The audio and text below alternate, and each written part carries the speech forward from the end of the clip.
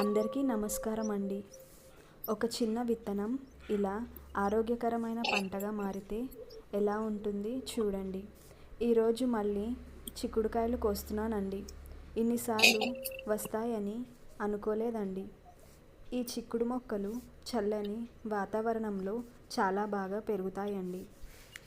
నేను ఇవి కొన్ని నెలల క్రితం విత్తనం వేశాను. అప్పటి నుంచి రోజు నీళ్లు పోసి జాగ్రత్తగా చూసుకున్నానండి.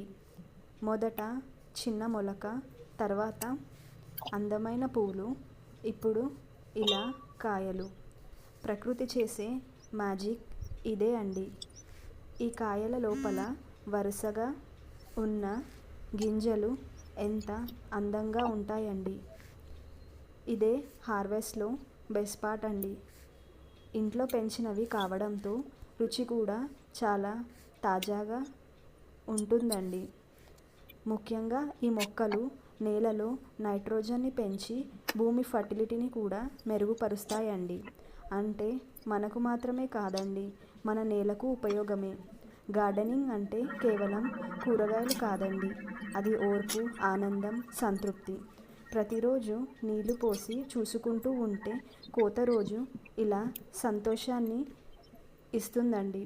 స్వయంగా పెంచిన కూరగాయలు తినడంలో ఒక ప్రత్యేకమైన ఆనందం ఉంటుందండి. ఫైనల్గా అయితే గిన్నె నిండిందండి.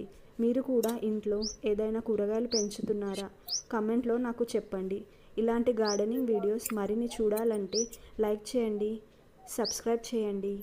Thank you.